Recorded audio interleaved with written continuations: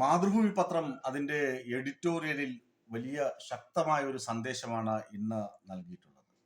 മാതൃഭൂമി പത്രം പറയുന്നു, രാഹുൽ മാങ്കൂട്ടത്തിൽ നിയമസഭാ സാമാജികനായി തുടരാനുള്ള യാതൊരു യോഗ്യതയുമില്ല.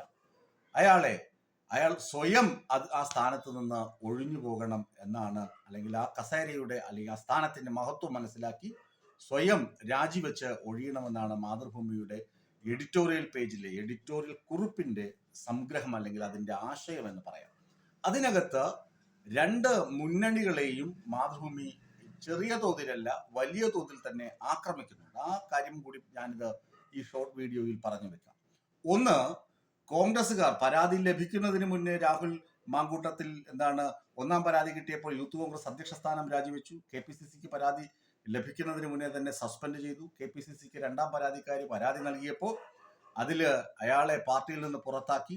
അതുകൊണ്ട് ഇനി ഞങ്ങൾക്ക് ഇതിനകത്ത് ബാധ്യതയില്ല, ഞങ്ങളുടെ പാർട്ടിക്കാരനല്ല എന്ന് പറഞ്ഞ് കൈ കഴുകി ഒഴിഞ്ഞു മാറുന്ന കോൺഗ്രസ് നേതൃത്വത്തെ മാതൃഭൂമിയുടെ എഡിറ്റോറിയൽ കടന്നാക്രമിക്കുന്നുണ്ട്.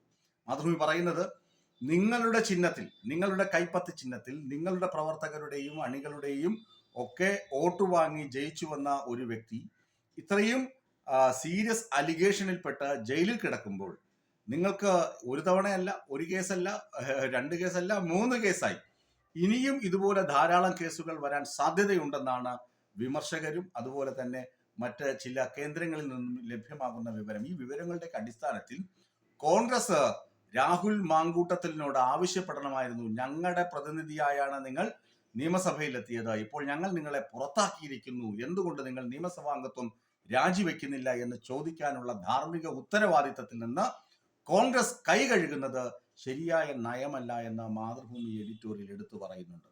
ഇനി മറ്റൊന്ന്, രാഹുലിനെ വിമർശിക്കുന്ന CPM-നിട്ട് കൊട്ടാൻ വേണ്ടിയാണ്.